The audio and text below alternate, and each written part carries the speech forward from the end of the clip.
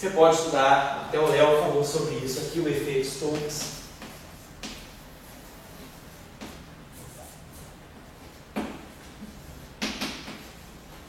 Aí tem também o efeito Toque-Bouton.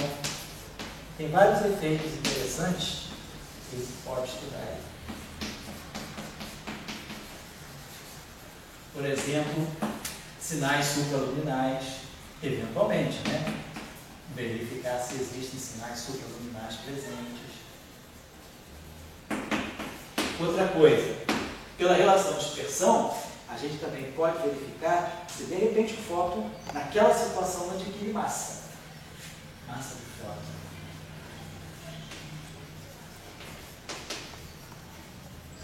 Tá?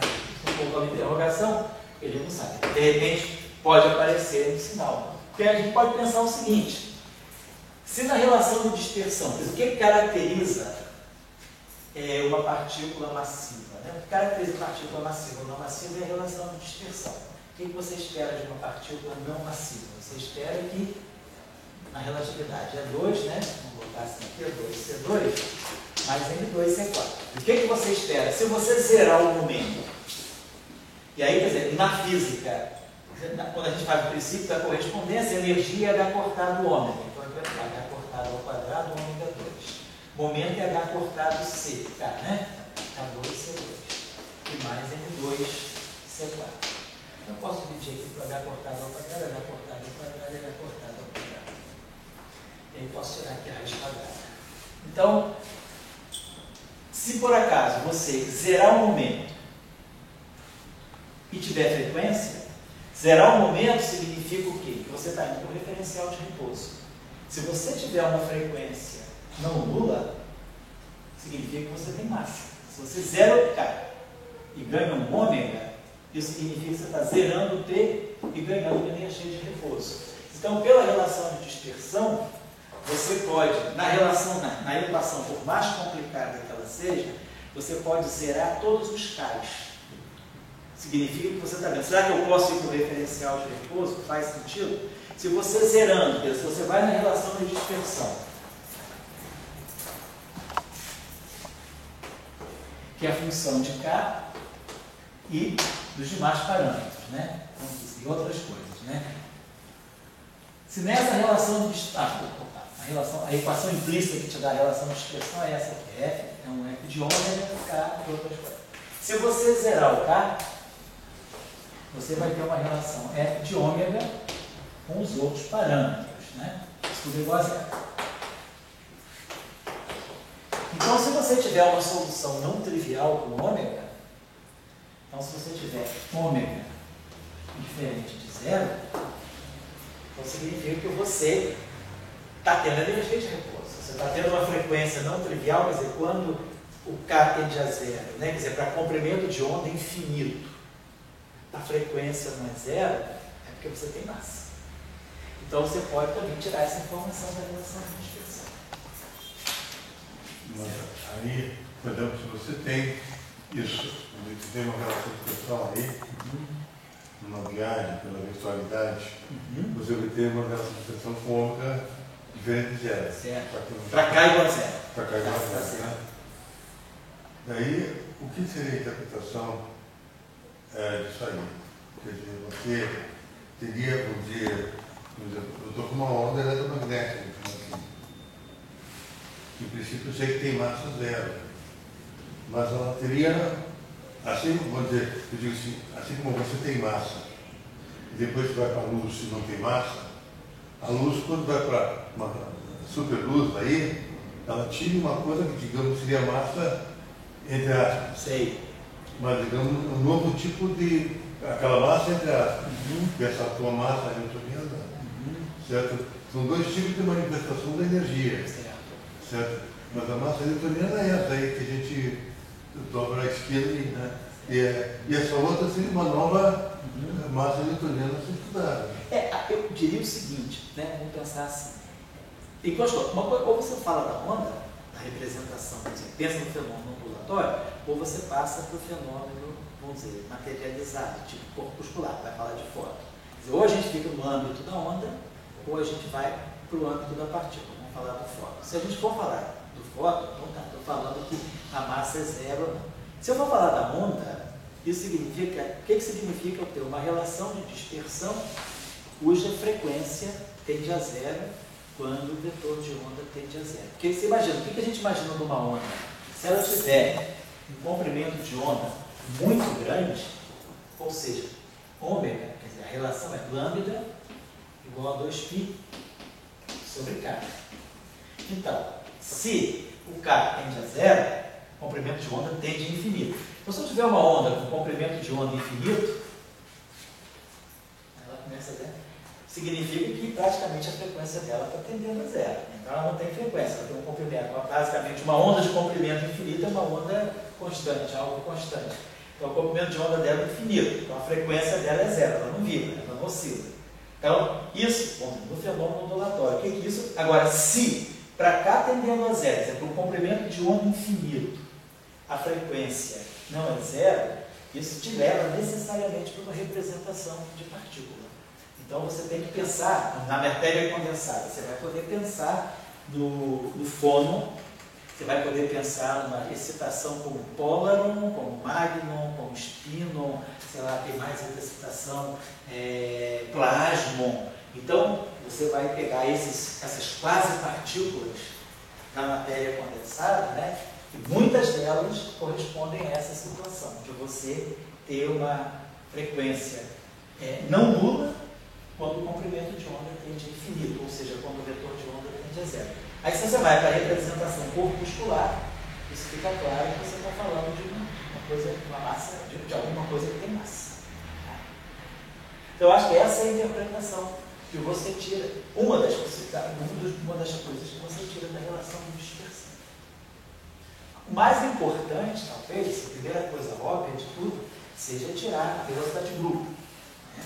Na verdade é o que a gente vai ver, que são as ondas que vão se propagar, quais são as características. Ver a velocidade de grupo, por exemplo, orientada em relação aos campos externos, aos campos de fundo, você vê como é que as ondas podem se propagar. Claro, aí fenômenos como birefringência. Outro fenômeno interessante é o dicroísmo. Você pode estudar também o dicroísmo, que é, por exemplo, a absorção de ondas por parte do material. Então, no caso do dicroísmo, é como se você tira o índice de refração. Quem tem a velocidade, o que é o índice de refração? O índice de refração é a velocidade da luz naquele meio, se você estiver falando de ondas eletromagnéticas, é a velocidade da luz dividida pela velocidade da onda naquele meio. Então, você divide pela velocidade de fase. Mas você pode tirar também o índice de refração associado à velocidade de grupo. Então você pode, através da velocidade de grupo, você vai poder tirar o índice de refração. Aí o índice de refração vai poder depender. Se a velocidade de grupo depende da frequência, não é o caso da onda eletromagnética tradicional. Mas no caso aqui, a gente viu que tem uma relação que é um polinômio na potência. Então quando você tirar, imagina se você tivesse uma relação de dispersão desse tipo, só para a gente ver. Imagina uma relação de dispersão dessa seguinte forma.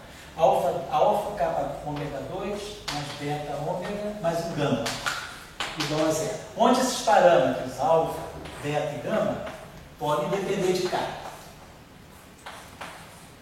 Você poderia ter uma relação com alguma coisa desse tipo assim. Podemos até colocar um caso bem especial. Alfa, parâmetro constante, vezes ômega 2. Aí aqui eu tenho um beta que depende de K, vezes ômega. Mais um gama que depende de K. Posso tirar uma relação de dispersão desse tipo. Então, ômega, eu posso resolver essa equação do segundo grau em ômega, claro, expressar ômega em função de K. Vamos tirar a velocidade de grupo aqui. Então, a velocidade de grupo aqui vai ficar 2 alfa, ômega de ômega. Mais, vamos fazer direto a derivada, vai ficar 2 alfa, ômega, derivada de ômega em relação a K aí. Pode até ignorar o alfa, incorpora ele no beta e no gama. O alfa é uma constante. Vamos poder até fazer isso. Boa ideia. Se o alfa for constante, não depender de K, vamos tirar o alfa daqui. E aí, eu posso até escrever uma relação de expressão assim. Vamos dizer que ela tem esse coeficiente constante, como o Thiago falou, a gente pode dividir tudo por alfa, como é tudo igual a zero. E a gente fica com a relação de expressão efetivamente assim. Então a gente vai ter aqui 2 ômega de ômega dk.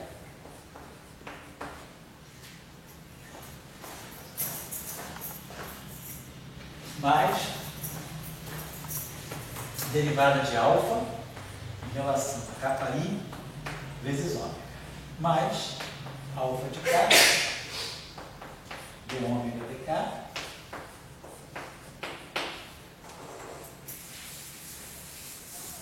mais derivada de beta em relação a k. Isso igual a zero.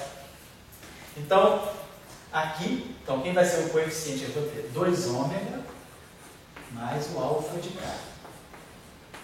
Isso aqui vai ficar o coeficiente desse objeto aqui, ó. d ômega dki é a iésima componente da velocidade dupla. Isso aqui é velocidade dupla, componente i. Esse termo aqui, esse termo aqui. Aí eu posso jogar para o lado de cá, isso aqui. D alfa menos d alfa dki vezes ômega menos d beta dki, simplesmente. Então, tiro aqui a minha velocidade de grupo, né? Velocidade de grupo, vamos dizer assim, vetorial. Ela vai ser 1 sobre alfa de k mais 2 ômega. Tem um sinal menos aqui, menos. E aí eu posso escrever assim, botar assim, d alfa. A derivada de alfa eu posso chamar isso aqui de um gradiente k. Quer dizer, gradiente k significa derivar em relação a gradiente k de alfa. Tudo isso aqui vezes ômega.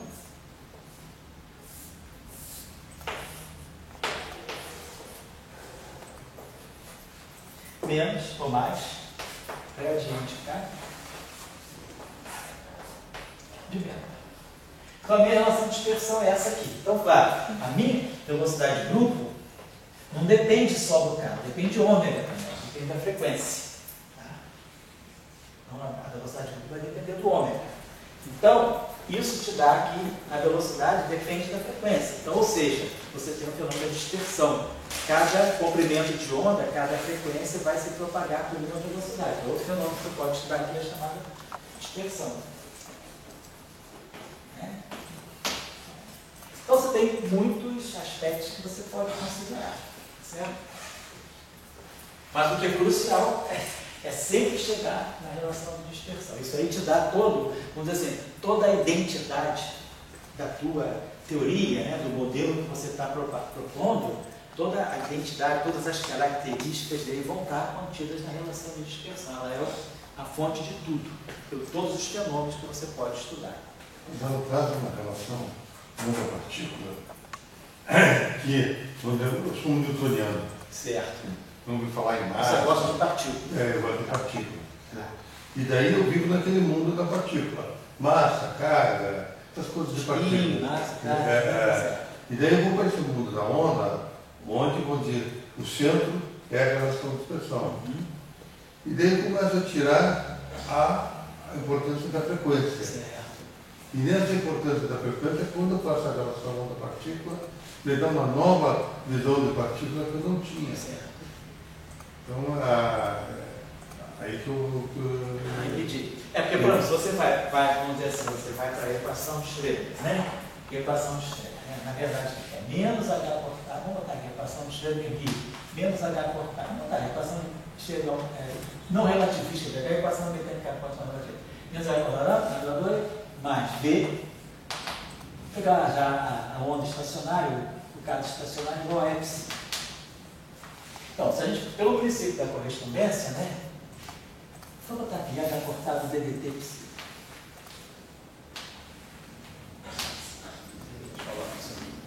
Então a gente está dizendo o seguinte, pelo princípio da correspondência, IH cortado DDT é energia.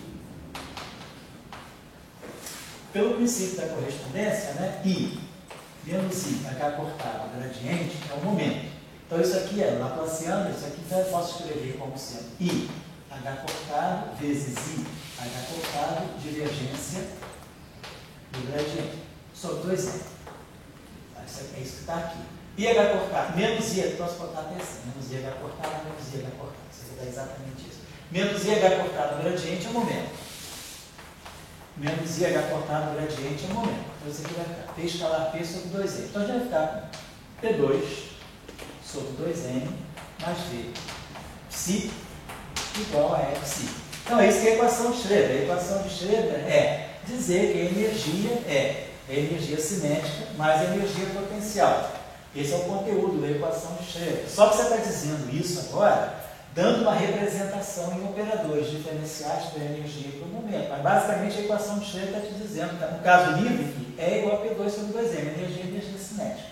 Aqui você bota o potencial. Então, essa é a tua declaração da tua equação de Schroeder. Se você for olhar a relação de dispersão, P é H cortado K. Vamos dizer, ó, a partícula livre igual é igual a H cortado ômega. Então a gente tirou aqui, tirou essa relação. Aqui H cortado sobre 2. Então você tira uma relação entre a frequência e, na mecânica quântica não relativista, você não está usando E2 igual a P2, C2, mas N2, C4. Você está usando P2 sobre 2M. Mas então a relação de dispersão, na representação de partícula, o que ela vai te dizer é qual é a relação entre energia e momento. Né? Porque você vai estar sempre associando a frequência com um E sobre H cortado e vai estar sempre associando o vetor de onda com um momento sobre H cortado. Então, na verdade, para a relação de dispersão, você vai ver qual é a relação entre a energia e o momento daquele quantum daquela radiação. Se você puder pensar que aquela radiação é quantizada. Se a radiação admitir uma descrição em termos de quanta de radiação, você vai estar tirando a relação entre energia e momento. Na matéria condensada, que não é relativística, as relações de dispersão vão aparecer sempre desse tipo.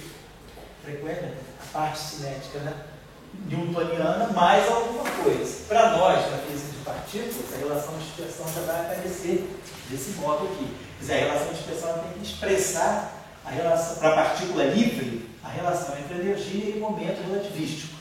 Aqui, ela vai expressar a relação entre energia e o momento. Desculpa, eu tinha apagado. Aqui é 2, vai expressar. No caso livre, ela vai expressar a relação entre a energia e o momento da partícula livre.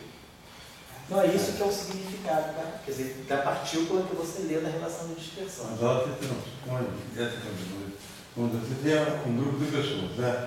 Então, um salão de festa, estão ali sentados. Então tem uma relação entre energia e momento. São partículas bem definidas, newtonianas, etc. Daí depois você começa a botar um chachado para a turma dançar com uma frequência ômega.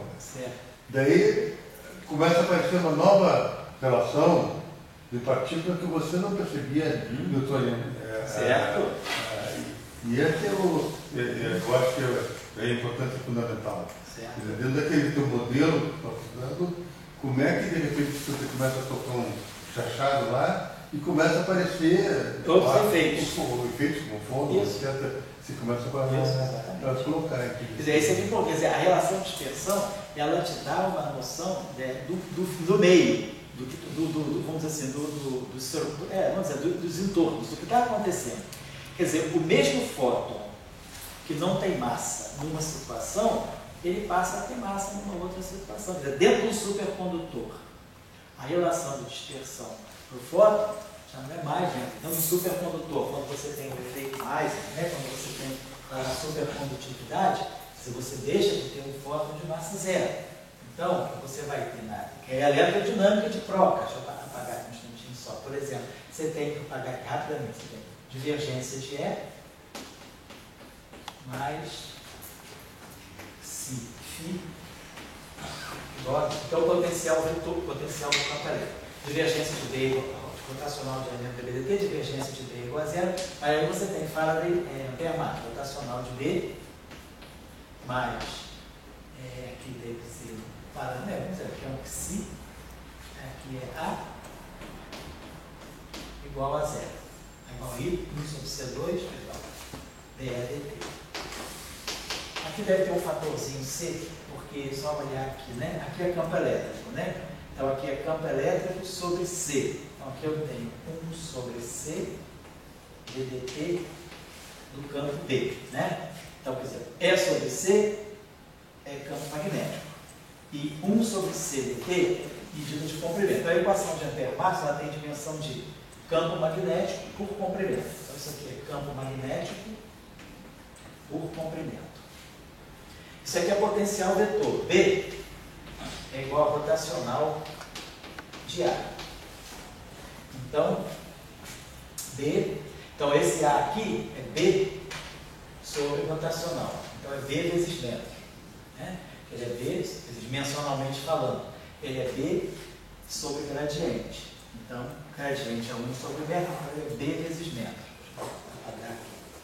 Esse campo aqui, isso aqui tem dimensão de B vezes metro. Então, isso aqui é, posso pensar assim, então isso aqui é B sobre metro, perfeito. E A é rotacional, B é rotacional de A. Então A é B, B rotacional de A. Então A é B sobre rotacional. Então é metro, então A é metro vezes B. Isso? B, eu estou confuso, perdão, tá? Então isso aqui é B, isso aqui é 1 sobre metro, isso aqui é dimensionalmente falando. Então A é metro vezes B. Então, para essa equação aqui ter dimensão correta, eu preciso ter aqui eu já tenho campo magnético, então eu tenho que dividir por 1 sobre metro ao quadrado. Aí fica B sobre metro, fica tudo B sobre metro. Então, esse psi aqui, né? Agora, vamos ver o psi aqui em cima. Tem dimensão de CD. Então, esse aqui é C divergente, gradiente B. Para comparar tudo com o campo magnético, né? Aqui. Aí aqui eu vou ter psi, Φ. Φ sobre C tem dimensão de A. Né? Simplesmente por causa disso aqui. É menos gradiente de Φ menos dA dt. Daqui a gente tira a dimensão do Φ. Então, Φ sobre C tem dimensão de potencial vetor A. Então, Φ é C vezes A. Vou colocar assim. Mas A é metro vezes B. Então, aqui eu tenho C gradiente de B. Então, eu tenho C. Então, aqui eu tenho C. Opa, tá certo. Isso aqui é CD. É igual a CD. Então, tá. Então, eu tenho aqui C, que é a velocidade da luz. Então, isso aqui é metro por segundo. Sobre metro. Então, isso aqui é um B. Aqui eu tenho Ψ, que eu tenho metro sobre segundo. E aqui eu tenho metro vezes B. Então, fica. Então, esse Ψ aqui tem. Então, a diferença aqui, então, esse segundo aqui, que esse segundo aqui está certo. Então, aqui tem dimensão de D. Né? Está certo, esse mesmo. Né? Que é igual a CD. Tá certo. Então aqui vai ficar metro ao quadrado. Então está sobrando o que aqui? Está sobrando esse metro ao quadrado aqui. Tá certo. Então aqui eu teria que ter dimensão de B sobre segundo, B sobre segundo. Então Ψ tem dimensão de metro menos 2, tá certo? Então vou botar assim, a dimensão do Ψ é metro menos 2. Tá certo? Então, para tudo ficar certinho aqui, então a gente vai. Então, se Ψ tem dimensão de metro a menos 2, né? Para tudo ficar certinho aqui, eu teria que talvez colocar um C aqui. Deixa eu ver aqui. Então, isso aqui, então, isso aqui tem dimensão de metro a menos 2. Então, aqui ficou B sobre metro. Aqui ficou B rotacional de A. Então, é B sobre gradiente. Então, aqui é B vezes metro. E aqui é metro menos 2, tá certo? Então fica tudo ok, a pessoa você faz unidade com direitinho, a metro não está certo. Então, vamos falar que C aqui, beleza. Bom, então só para lembrar para você o que você está falando aí, vamos tirar a equação de onda aqui. Vamos fazer o seguinte, vamos tirar a derivada temporal, vamos tirar a equação do campo elétrico, vamos tirar a derivada temporal do campo elétrico, rotacional de dB dt. Mais que Ψ dA dt igual a 1 sobre C ao quadrado D2 dt2 dA. Estou tirando a equação, então podemos fazer até melhor. Podemos tirar direto a equação de onda do do A. Porque se a gente olhar para essa equação aqui, eu vou pensar o seguinte: se aqui eu tenho ρ e aqui eu tenho I0 J, a primeira coisa que a gente pode tirar dessas equações aqui é tirar a derivada, a conservação da corrente, dρ dt, divergência de J. Tirando dρ dt aqui, tirando a derivada temporal dessa equação e tirando a divergência dessa, a divergência do gradiente é zero. Aí aqui vai aparecer uma divergência de A. Tá? Aqui vai aparecer dE dt, vai aparecer divergência de E, que é isso aqui. E aqui vai aparecer dρ dt e aqui vai aparecer divergência de J. Então, para que eu tenha a conservação da corrente, eu vou ter que ter essa combinação aqui. 1 sobre C ddt de 1 sobre C2 ddt de φ mais divergência de A igual a zero. Então, isso aqui é uma condição, se eu estou descrevendo as equações da supercondutividade, que são as equações chamadas de Maxwell-Kronecker, ou de Broglie-Kronecker. Você tem essas equações de Maxwell aqui. Aí você tira a derivada temporal dessa e a divergência dessa e impõe conservação da corrente. Equação de continuidade da corrente. E aí o que você ganha é que esse φ e esse A tem que satisfazer essa condição, que a gente chama de condição subsidiária. Então vamos guardar essa relação aqui. 1 sobre C ao quadrado, ddt de φ mais a divergência de A igual a zero. Muito bem, agora vamos para o fato. Então, essa equação aqui saiu como condição necessária para a gente manter, a gente garantir a conservação da carga. Muito bem, agora vamos partir para uma outra questão, que é tirar as equações de onda aí. Então, vamos tirar a derivada temporal aqui. Então, vai ficar rotacional de dB/dt. Só que dB/dt, olhando Faraday-Lenz, dB/dt é menos rotacional de A. Menos rotacional de E. Menos rotacional de E. Aí aqui nós vamos ter φ divergência de A.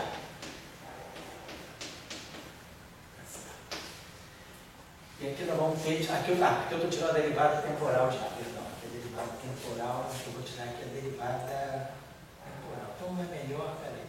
Não, perdão. Então vamos fazer o seguinte: vamos tirar direto a equação de onda, claro. Melhor. Então vamos tirar.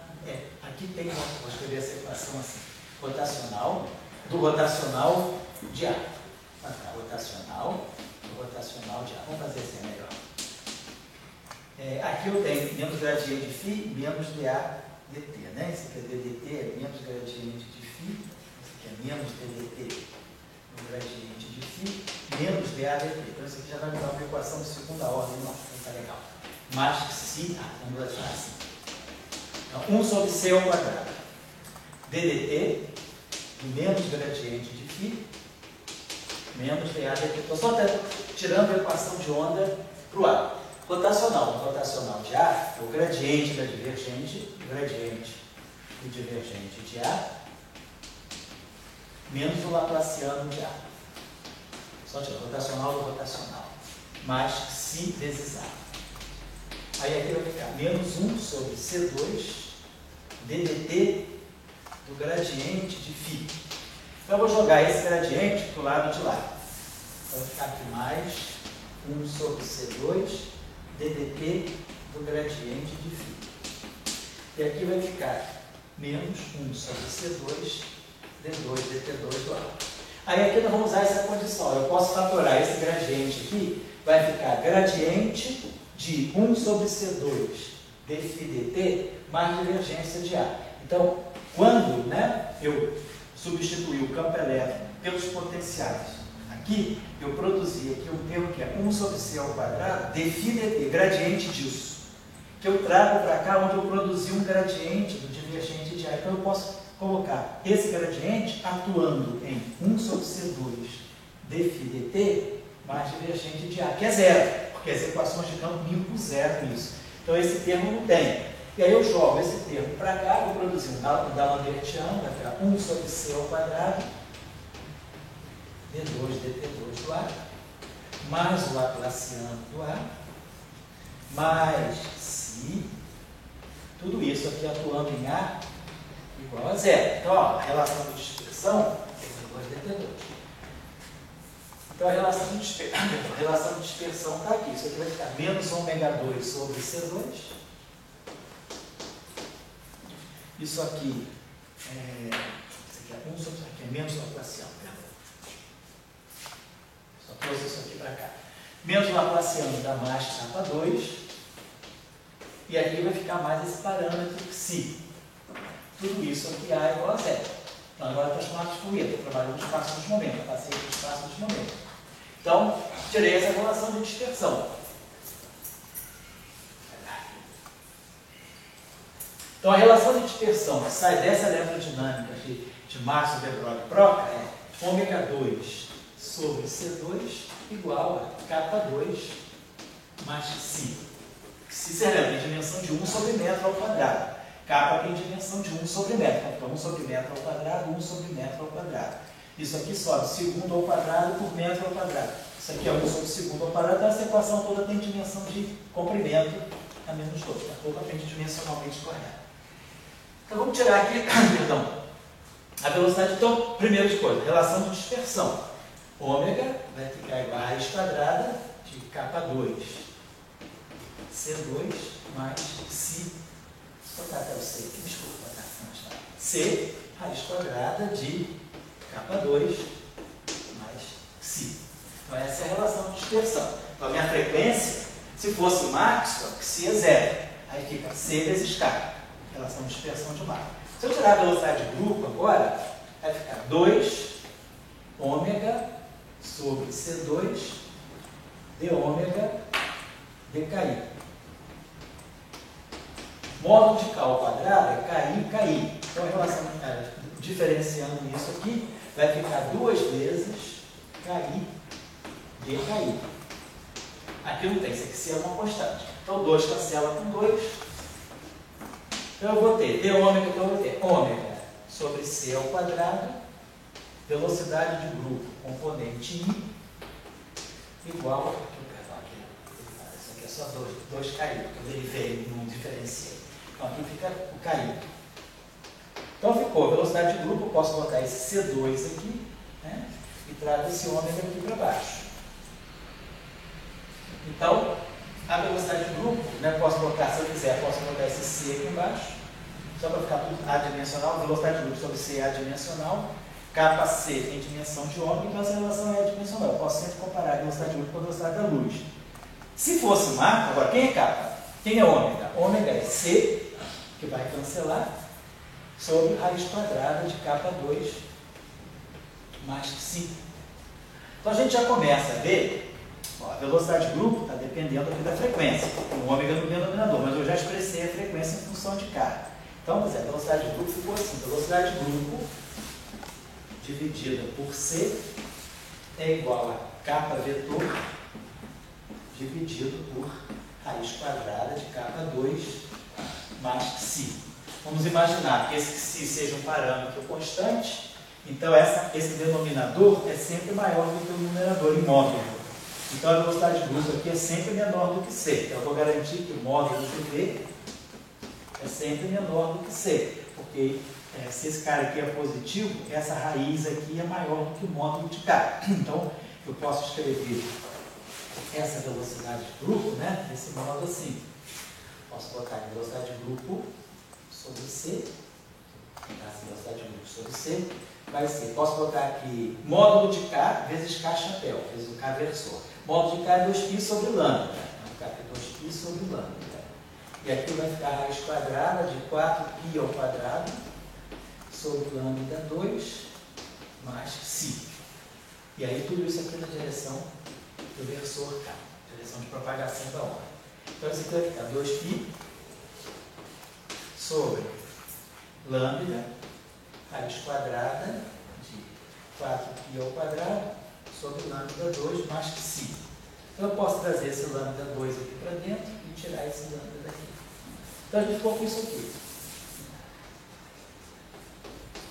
Então, você começa a ver que, nesse caso, a tua velocidade de grupo está dependendo do comprimento de onda. Isso é a direção caixa.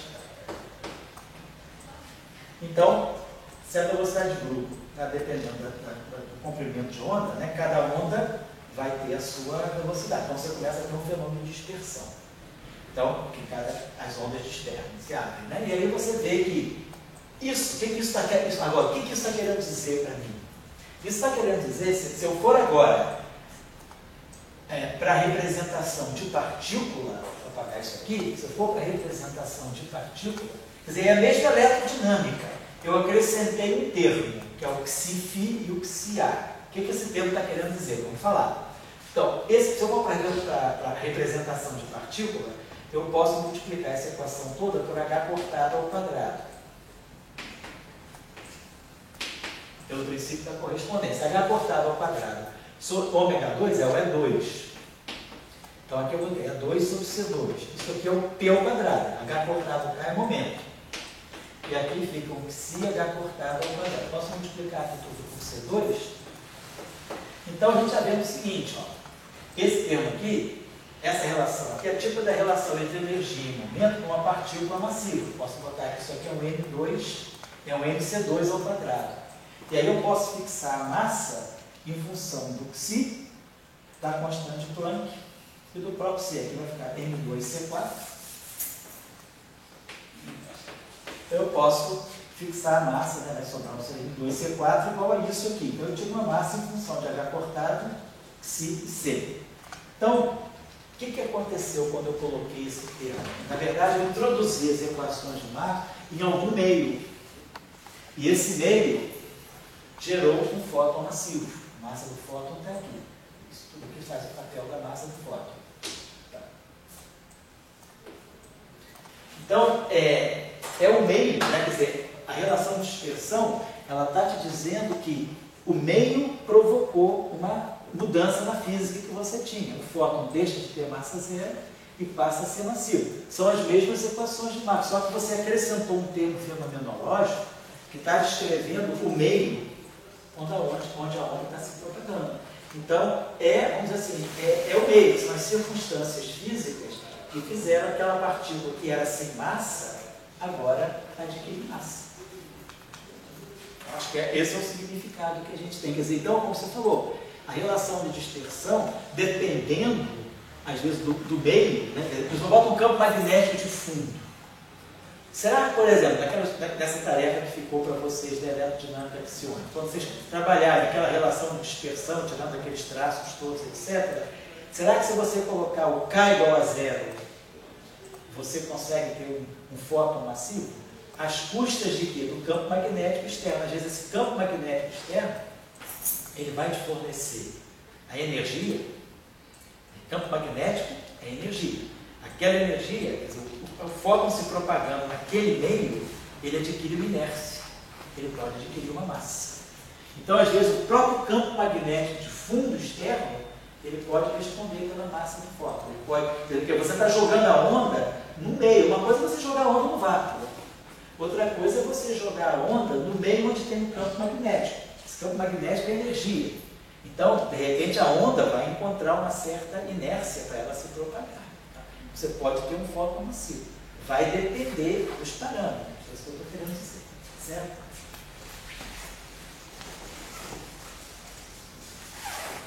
É legal? Bom, vamos fechar esse capítulo. Vou dar uma hora para ela hoje. Vamos até o meio para a gente fazer alguma coisa.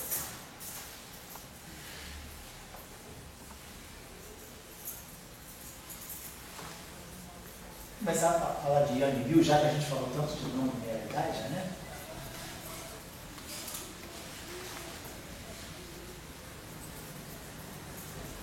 Faz o seguinte.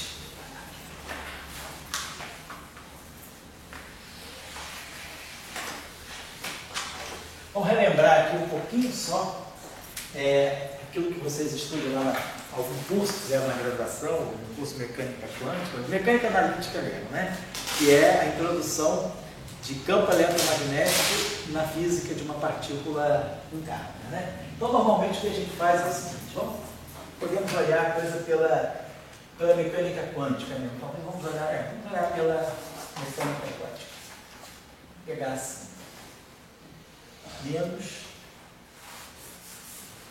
vamos dar uma introdução, quer dizer, introduzindo o ambiente, né?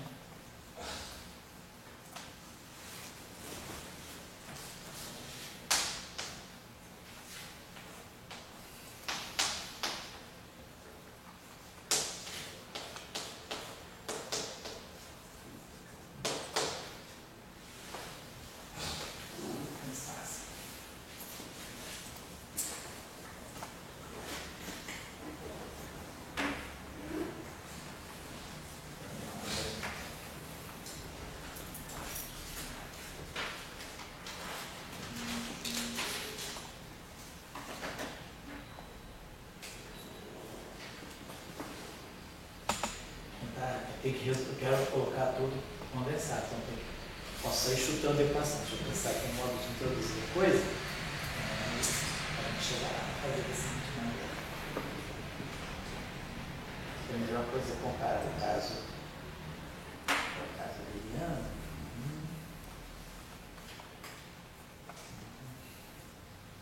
Vamos fazer o seguinte. Vamos lembrar o seguinte, o campo eletromagnético. Vamos pegar Young e Mills partindo do campo eletromagnético. O nosso campo eletromagnético, né, na descrição de Maxwell, é descrito por um potencial, um quadro vetor potencial. Esse quadro vetor potencial ele tem os componentes, né, temporal, que é o potencial elétrico, e aqui o potencial vetor magnético. E nós introduzimos, né, o field strength, né, da onde saem as equações de Maxwell. Introduzimos esse objeto aqui, né, que vai conter, nós já tínhamos visto aqui nas nossas aulas, ele vai conter o nosso campo magnético. Né? A componente F0i ele é associada ao campo elétrico sobre C, e a componente F, isso aqui, campo elétrico componente I, e o campo magnético FJ, ele é menos epsilon, JK, e aqui a componente K, o campo magnético. Perfeito. Então, isso é o nosso field strength. E aí as equações de Maxwell estão aqui. dI, Fmi, em presença de uma corrente, e as equações ditas homogêneas através do dual. Então tá, aqui a gente tira todas as equações de Maxwell a partir daí. O que é importante, né, é a invariância de Gauge que nós temos. É a invariância que a gente chama de invariância de Gauge. O que significa a invariância de calibre, a invariância de Gauge? É que nós podemos fazer transformações no potenciais sem mudar os campos, né? Quer dizer, eu posso acrescentar a esse ami. Se a gente fizer essa transformação, nosso ami vai numa linha mi.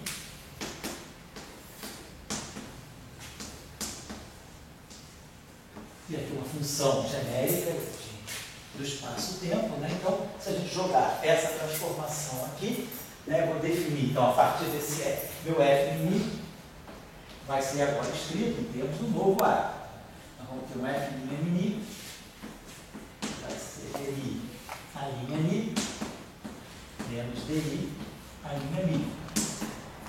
E aí, se eu jogo essa transformação aqui, e aqui eu vou produzir o dmi do alfa, e aqui eu vou produzir o dmi do alfa. Então, levando em conta que essas funções são bem comportadas, né? São funções infinitas, são funções contínuas com diferenciais, com derivadas contínuas, dmi do alfa é igual a dmi do alfa. Então, as derivadas comutam, então isso aqui faz, esses termos em alfa se cancelam, e aí nós temos a invariância dos campos, apesar dos potenciais não serem invariantes. Então, isso aí configura para nós a chamada simetria de Gauge da teoria eletromagnética maxwelliana.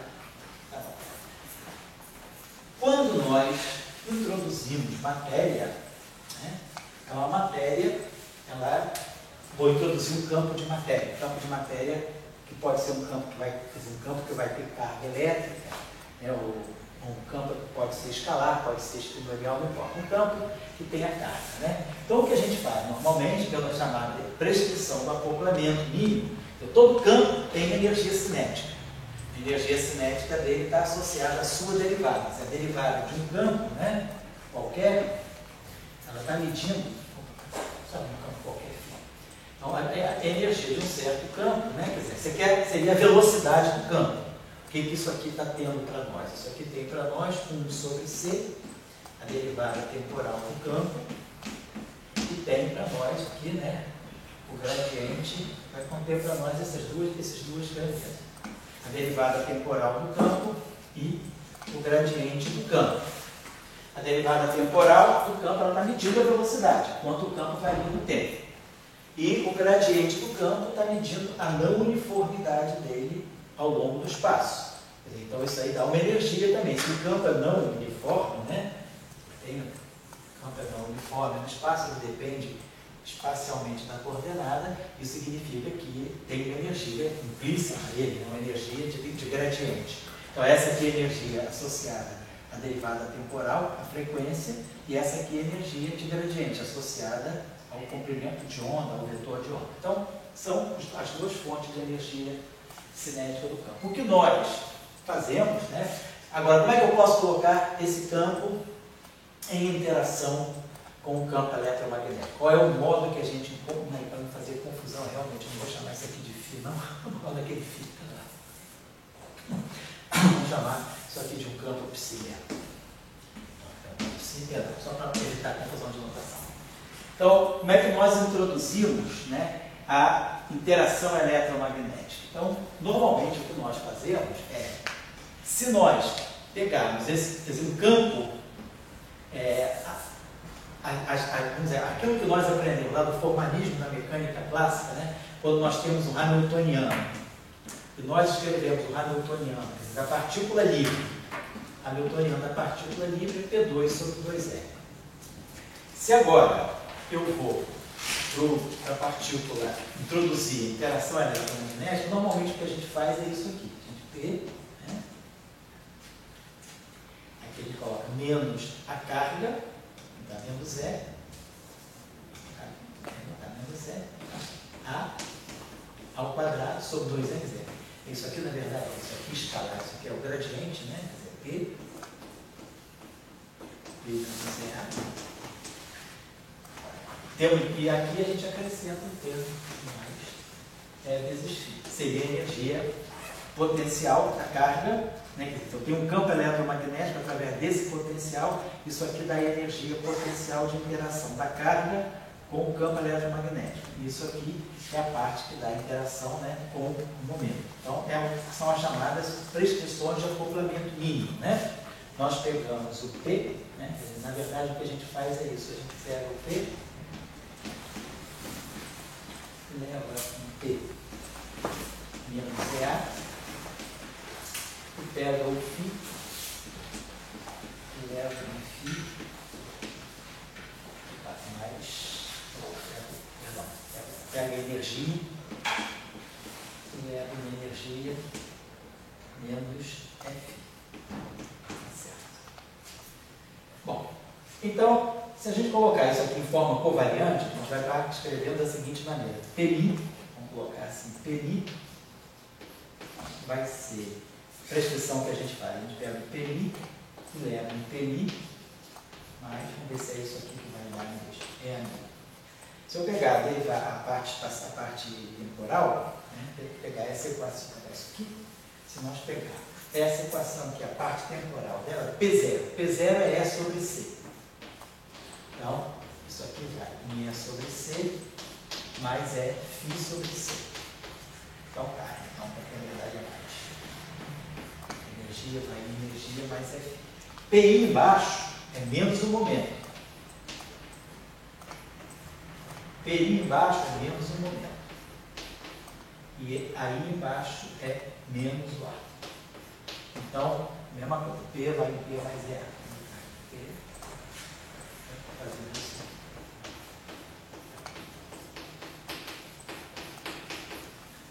Agora, se a gente faz, então, isso aqui a gente aprende na mecânica, colocando uma partícula com massa e com carga em presença de um campo eletromagnético externo.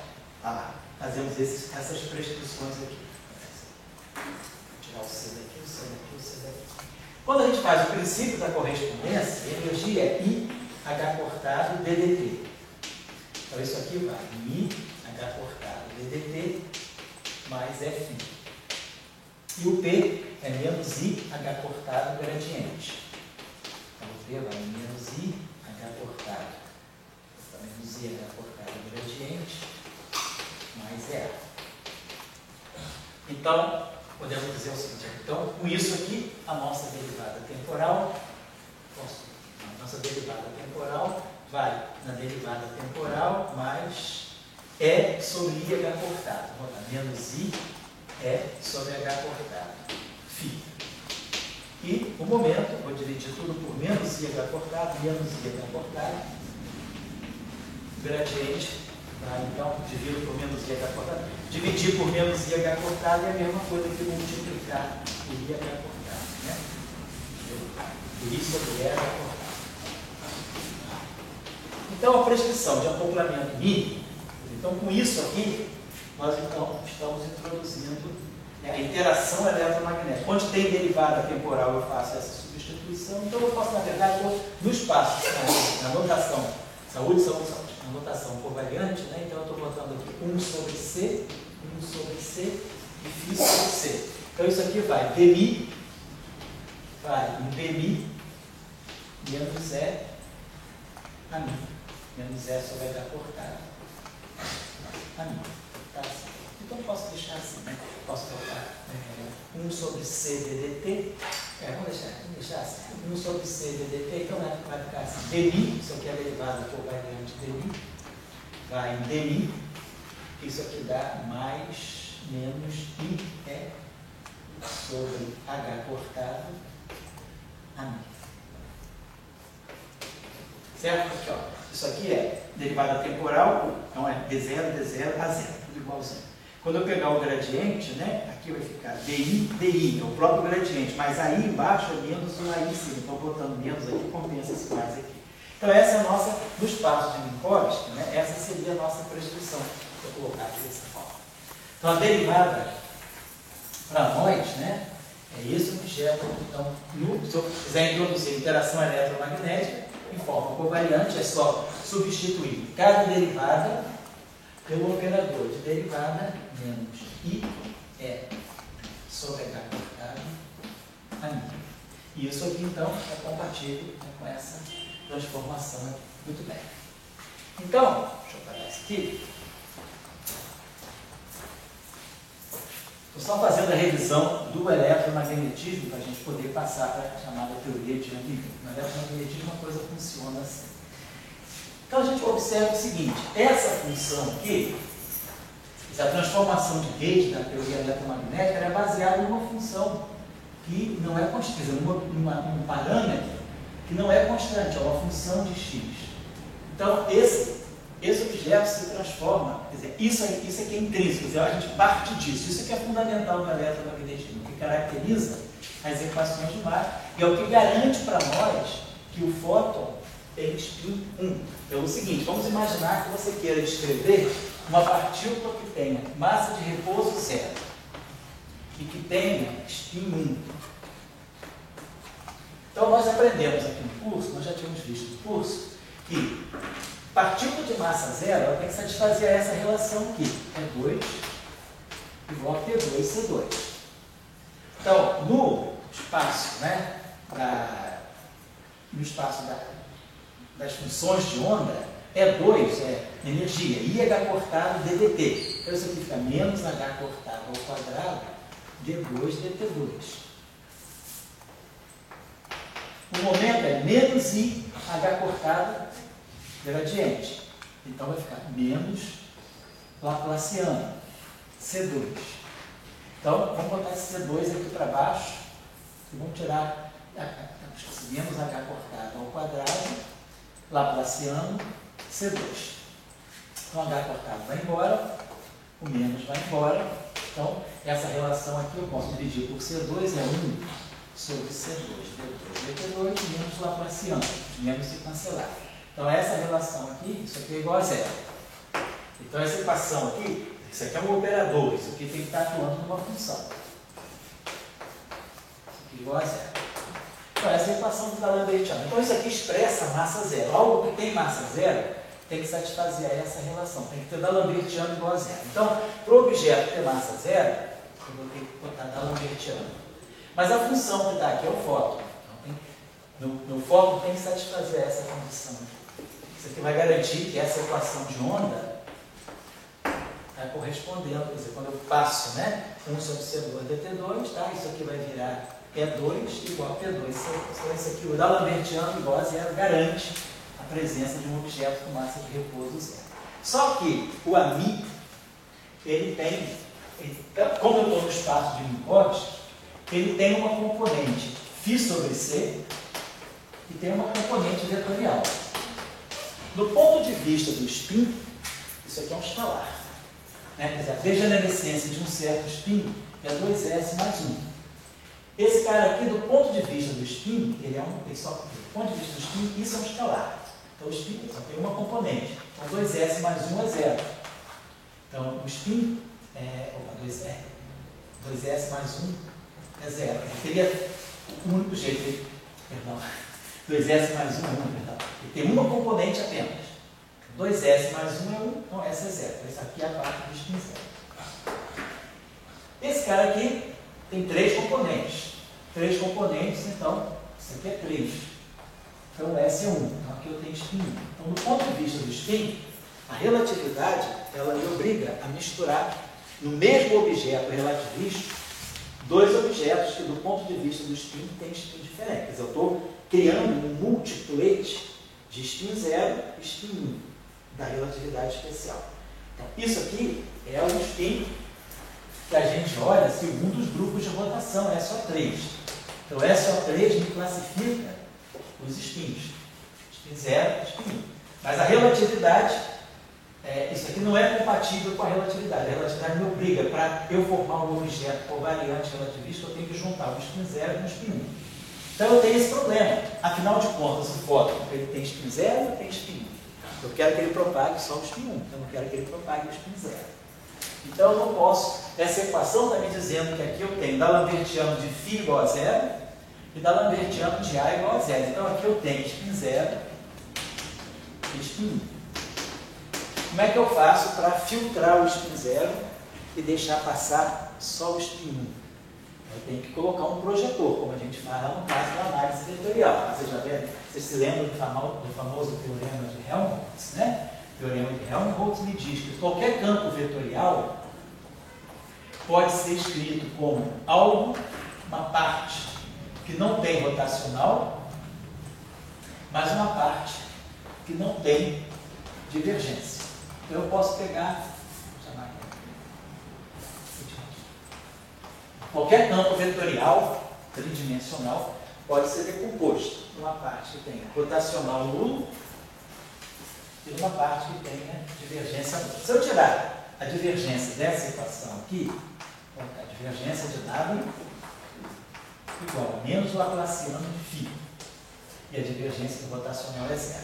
Então isso aqui me fixa φ como sendo o inverso 1 sobre Laplaciano, divergência de W. Claro, todo mundo sabe, a gente já sabe que 1 sobre Laplaciano é uma função de Green. Quando a gente fala 1 sobre Laplaciano, nós estamos dizendo o seguinte: Laplaciano atuando na função de Green g de x menos y igual a delta de Dirac, x menos y. O delta de Dirac é o 1 no espaço funcional, no espaço das funções, faz o papel da identidade. Então, quando eu digo isso, quando eu estou falando de 1 sobre Laplaciano, na verdade eu estou falando da função de Green do Laplaciano. E a gente sabe quem é a função de Green do Laplaciano. A gente sabe que o Laplaciano de menos 1 sobre 4π módulo de x menos y dá para nós o delta de Dirac. Então, quer dizer, quem é? Quando eu digo 1 sobre Laplaciano, eu estou falando desse objeto. Então, essa equação aqui tem que ser compreendida do ponto de vista funcional. Porque, na verdade, essa equação, só estou colocando isso para dever com você. Então, na verdade, essa equação é assim: φ de x é igual a menos integral em d3y. 1 sobre Laplaciano é a função de Green, g de x menos y, atuando no divergente um pouco das coordenadas y no dado de y. Isso aqui, essa equação tem que ser entendida desse modo. É isso que é a leitura correta dessa equação. Φ do ponto x é a função de Green de x menos y, atuando nessa divergência, tudo nas coordenadas y. Então é isso aqui. Se eu aplicar o Laplaciano aqui, vai ficar Laplaciano de φ, Laplaciano de g é o delta, vai ficar então, o delta vai matar, o delta de x menos y, vai matar essa integral, vai reduzir. A solução dessa equação, quer dizer, essa equação é isso aqui, onde esse g aqui é o Laplaciano. Muito bem, então, só para dizer o seguinte, o que significa trabalhar com 1 sobre o Laplaciano? Significa que a gente está fazendo essa operação, onde esse g é conhecido. Então, quer dizer, na verdade, de novo, essa equação significa isso aqui, φ de x é menos integral em y de menos 1 sobre 4π módulo de x menos y, gradiente nas coordenadas y, divergente nas coordenadas y, atuando na função dada de y. Então, aquela equação, isso aqui é o g. Esclarecimentos, crescimentos da nave. Então, é isso aqui. Então, se eu quiser calcular o potencial, eu preciso saber a divergência. Então, para eu saber esse cara aqui, eu preciso saber a divergência do campo. Por isso que a gente sempre de um campo vetorial precisa conhecer a sua divergência. Na verdade, se eu conhecer a divergência do campo, eu estou conhecendo esse φ aqui. E essa equação aqui ela pode ser escrita assim. Φ é menos 1 sobre Laplaciano. E aqui eu vou colocar DI, divergência, né? WI. Então, vamos imaginar, estou escrevendo essa coisa desse modo aqui. E aí, quando eu coloco, isso aqui é o meu φ, vou guardar esse meu φ aqui. Vamos agora tirar o rotacional dessa equação. Então, estou decompondo o meu campo vetorial em duas partes. Uma parte que tem divergência nula e uma parte que tem rotacional nulo. Então, tirei a divergência. Divergência, isso aqui é zero. Então, sobrou o φ. Vamos tirar agora o rotacional. Rotacional do gradiente é zero. Então, vai ficar rotacional de quê? Rotacional é o gradiente da divergência menos o Laplaciano. Lembrando que esse π aqui, se eu jogar em cima desse π o gradiente de qualquer função f, o rotacional do gradiente é zero. Então esse π, ele é ambíguo. Ele tem uma simetria que a gente chama de simetria de calibre também. Porque se eu modificar o π por um gradiente, essa equação muda. Então eu posso sempre usar essa função aqui para zerar o divergente do π. Então o divergente desse π aqui, ele pode ter sempre a sua divergência zerada se eu jogar aqui um f suficiente. Você imaginar que eu tenho um π qualquer. Aí eu jogo em cima dele o gradiente de um f. E eu vou impor que a divergência disso aqui seja zero. Para que a divergência disso aqui seja zero, é preciso que o Laplaciano de f seja menos a divergência de π. Então, se eu tiver um π que não tem a divergência zero, eu posso sempre encontrar um f que vai ser menos 1 sobre o Laplaciano divergente de π. Com esse f aqui, eu jogo ele aqui e ele não altera isso aqui, mas ele mata a divergência do π. Então eu posso sempre trabalhar com π que tem a divergência zero. Então esse termo aqui desaparece por uma escolha daquele f, que eu tenho essa liberdade em cima do π. Então eu posso fixar o π também, que é menos 1 sobre o Laplaciano rotacional de W. Então, eu sei, esse 1 sobre o Laplaciano é tudo aquilo que eu fiz ali agora. É a função de Green, etc. Então, se eu souber quem é a divergência do campo, eu sei quem é φ. E se eu souber quem é o rotacional do campo, eu sei quem é π. Então, por isso que a gente precisa sempre ter um campo vetorial, por isso que as equações de Marx elas têm divergente rotacional, porque o que eu tenho, na verdade, é um campo elétrico e um campo magnético. Para determinar um campo elétrico, eu preciso conhecer a sua divergência o seu rotacional. Porque conhecendo ambos, eu conheço esse cara e esse cara. Então, sempre que eu tiver um vetor, para determinar um vetor, eu tenho que ter uma informação sobre a divergência e sobre o rotacional. Isso é o conteúdo do teorema do teorema de Helmholtz. Então, vamos agora pegar essa nossa equação. Quem é W? W é menos gradiente de φ. Então, é menos gradiente disso aqui. Então, vai ficar menos com menos vai dar mais. Vai ficar 1 sobre Laplaciano, gradiente do divergente de W. Então, essa é a parte que tem rotacional nulo. E a outra parte vai ser menos 1 sobre Laplaciano, é isso aqui, que rotacional do rotacional de W. Certo? Substituir esse aqui por menos 1 sobre Laplaciano rotacional do rotacional de W. Então vamos fazer esse pedacinho aqui, ó. Isso aqui é 1 sobre Laplaciano. Vamos fazer o seguinte, vamos pegar a componente I dessa equação. Quem é WI? Vou pegar a iésima componente desse vetor. É 1 sobre Laplaciano. A derivada gradiente, isso aqui é um escalar. É o gradiente componente I da divergência. dJ, WJ. E aqui esse aqui vai ficar menos 1 sobre Laplaciano. E aí vai ficar rotacional do rotacional componente I. Então, rotacional do rotacional componente I vai ser o gradiente da divergência. Vai ficar nabla I dI do DJ WJ. Esse é o rotacional do rotacional. É o gradiente da divergência menos o Laplaciano. Menos, na verdade, Laplaciano, que é DJ DJ, do WI. Menos o Laplaciano. Menos o Laplaciano do WI. Mas esse menos Laplaciano do WI eu vou escrever como sendo menos Laplaciano delta J e vou botar tudo isso aqui em torno do WI. Só uma questão de escrever. Então, olha, eu estou escrevendo esse termo aqui como sendo isso, mais isso aqui. De fato, vocês estão vendo, esse pedaço aqui mata esse, e aí esse Laplaciano cancela esse, eu tenho que dar nota, isso é uma identidade. Mas é uma identidade muito interessante, que é o seguinte: a gente pode definir dois operadores aqui. Eu posso definir esse objeto aqui, que eu vou chamar de ômega e J. É definido assim: 1 sobre Laplaciano, dI dJ. É uma matriz 3×3 que atua no WJ. E esse cara aqui, vou chamar esse cara aqui de...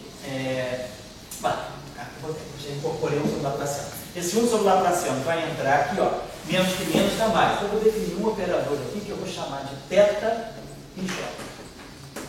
E esse operador vai ser menos com menos dá mais. Vai ficar delta e J. Menos 1 sobre Laplaciano dI dJ. Então, isso também é uma matriz 3×3. O que essa matriz faz? O que eu estou dizendo com isso? Eu estou dizendo o seguinte: WI é ômega IJ, WJ, mais θ e J, WJ. Qual é o significado dessa equação? Essa matriz, esse operador diferencial, atua sobre esse vetor e me produz essa componente aqui. Me produz, vamos dizer assim, um W que só tem, que mede a divergência. Quer dizer, na verdade, eu estou produzindo aqui aquele escalar, essa parte aqui é a parte que tem rotacional nulo. Então, a parte que tem rotacional nulo é a parte que nós chamamos de parte longitudinal. Então, isso aqui funciona como sendo a componente longitudinal do vetor W. E essa parte aqui é a parte que tem divergência nula, é a parte do rotacional. O rotacional de um campo, ele mede a variação do campo nas direções transversas. Então, é isso aqui que nós vamos chamar de W transverso, componente I. Então, a gente criou dois operadores, falando tudo isso que a gente vai precisar disso no espaço Minkowski. A gente criou dois operadores, um operador ômega, que somado com um operador θ, dá exatamente a matriz de identidade. ômega mais θ, isso aqui cancela isso aqui, dá identidade. Depois a gente pode fazer essa multiplicação. Se eu pegar ômega e j e multiplicar por ômega jk, isso aqui vai dar exatamente ômega e k. Por quê? Porque eu vou ter 1 sobre Laplaciano dI dj, vezes 1 sobre Laplaciano dj dk. dj dá Laplaciano. Então sobra dI dk sobre Laplaciano, que é o ômega e k. Se eu agora pegar meu θ e j e multiplicar pelo meu θ j, quer dizer, essa relação está me dizendo o seguinte: a matriz ômega ao quadrado é igual a ela mesma. Isso é o que a gente chama de operador de projeção, é um objeto idempotente. Vou pegar agora θ e vou multiplicar por θ.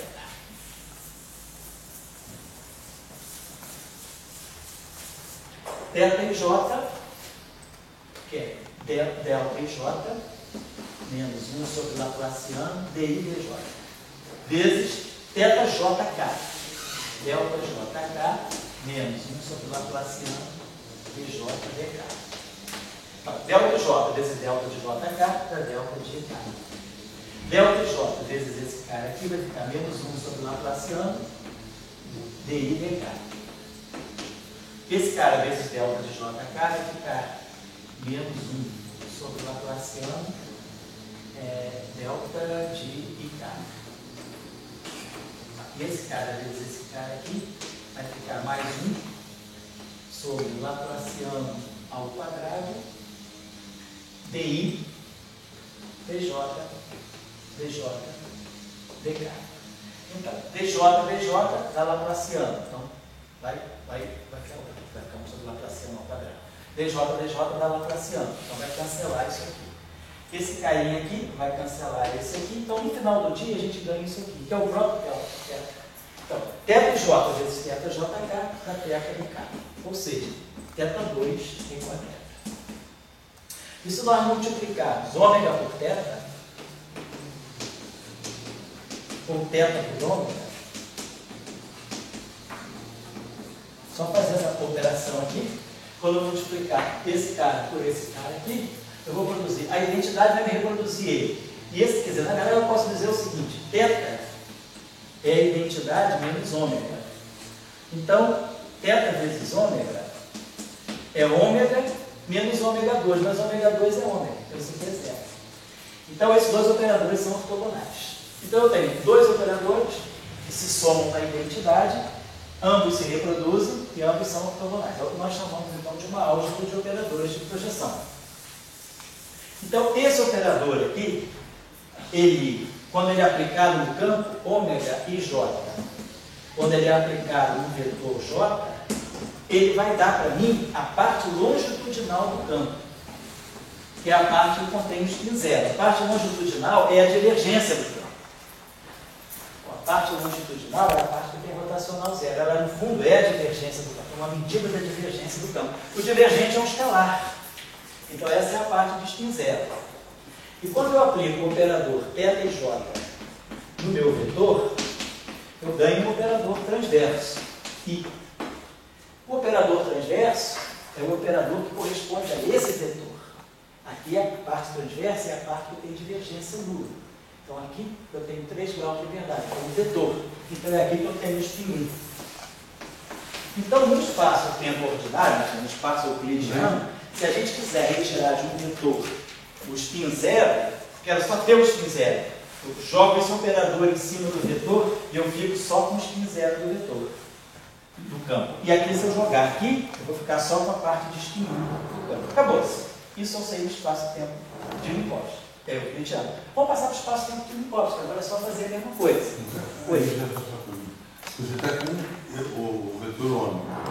Ele tem 3 graus de liberdade. Retornado, certo? Tá. 3 graus de liberdade.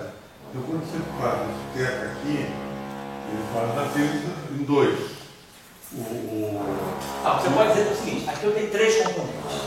Aí aqui eu tenho 1, que é um escalar.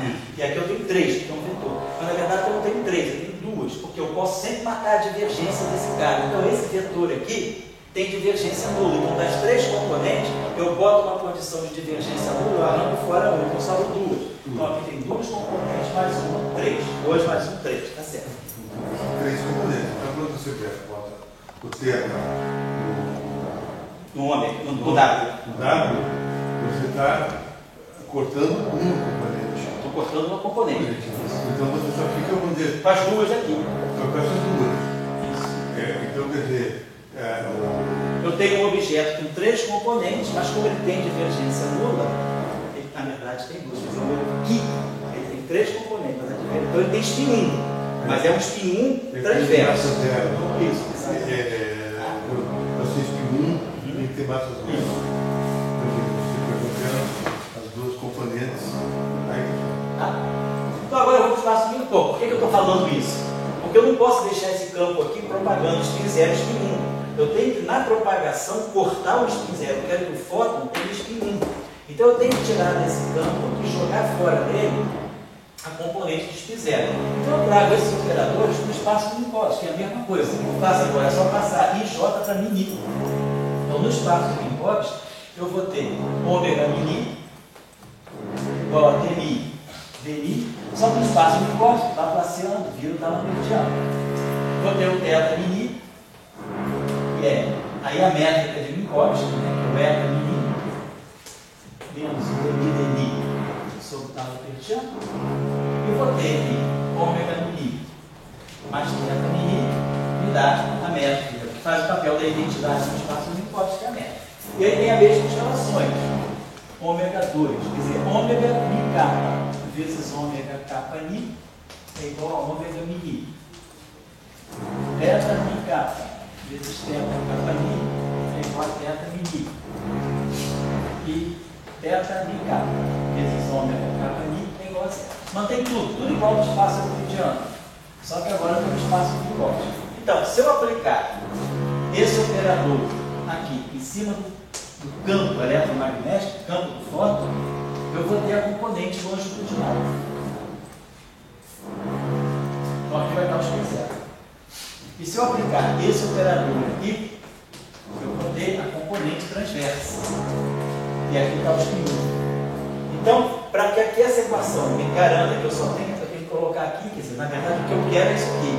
Talambertiano, parte transversa do fóton, igual a zero. Agora sim, estou dizendo o seguinte. Aqui eu tenho massa zero, a informação de massa zero está aqui.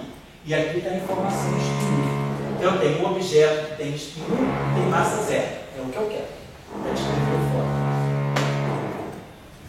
Perfeito. Então vocês estão vendo o seguinte, nós temos uma informação, princípios muito básicos.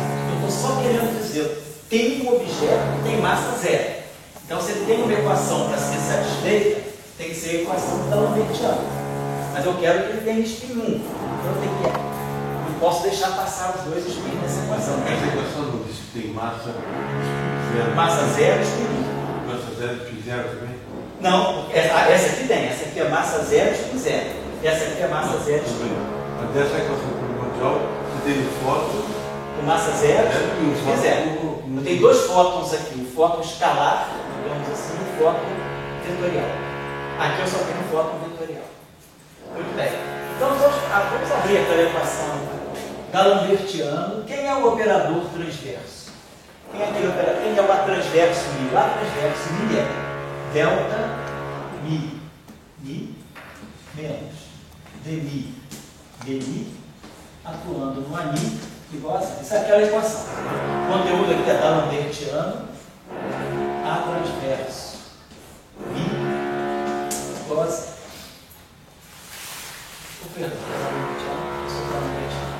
Então essa equação fica assim: talambertiano, delta mi menos, esse talambertiano cancela esse, dmi, ani igual a zero. Então essa equação fica assim. Isso aqui eu posso escrever talambertiano, tá? Delta mi, ali vai dar mi, menos dmi, ani igual a zero. Sistema que eu posso escrever como sempre, dmi, ani, menos dmi, ani, igual a zero. posso fatorar esse dni, posso colocar assim, dni atuando dni a mi menos dni a mi. Igual a zero. Ó, o que é isso aqui? Isso aqui é f de mi. Tá ligado? Não, f de mi.